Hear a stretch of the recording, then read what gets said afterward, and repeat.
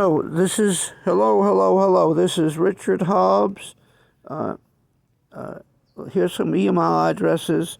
endyours.group@gmail.com. Endyours, ENDYAWS .GROUP1 @gmail.com. Or here's another one. Let's end yours @gmail.com. Here's another one. Pour for Trump @gmail.com. Here's another one. Poor, Richard Paul Hobbs, that's me, RICHARD PAULHOBBS, Pres, PRES @gmail.com. I'll give it to you again, slower, later, or you can look in the below. Now, this is the right foot that I'm going to undo. I don't expect there to be any maggots there, but there could very well be some. And if there are, then maybe we'll each get a record of how ugly it can look when you open your clothing up and you find a bunch of maggots eating your skin.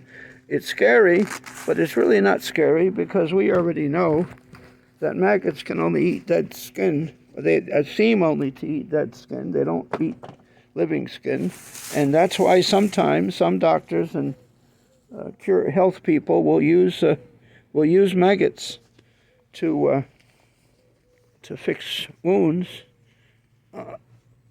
And I'm going to take this off. And if there are maggots there, since it's wet, there most likely could be some. I don't know. I don't know everything. I don't know a lot. There's things I do know. There's my leg. I just don't know how to do this. It's swollen because I haven't been able to lay down physically. All that dead skin is okay. It's from past fortunes having been spent on me in hospitals that don't really know what they're doing, but they get paid a lot of money, which is why I don't like them. And they keep people sick over the long run. They keep people sick, and they're death wards. They're like concentration camps. I can't do it and take the video at the same time because I'm not clever enough, although if I were to be clever enough, I'd be able to do it. Got to put this down and pull that off. Hope if there's any maggots in there that we get to see it. Don't think there are any, because I didn't have that uncovered yesterday. But you see my feet are in very good shape. And if you look back in past videos, you'll see that they were better and they were worse. But I know that how to fix them. But I can't fix them in hospitals where they feed me poisonous foods. We'll discuss that another time.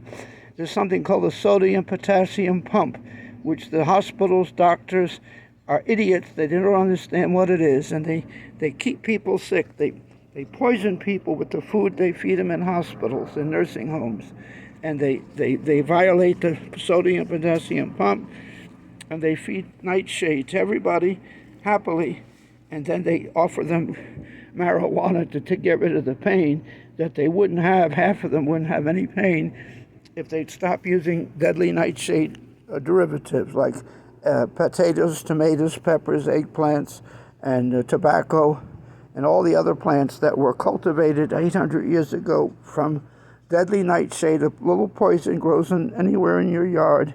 Looks like a baby tomato plant, pepper plant, potato plant, the leaves and everything. Tobacco's one of them.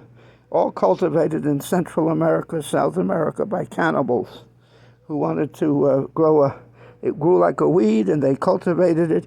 It's still poisonous, but you don't drop dead from eating it like you used to do.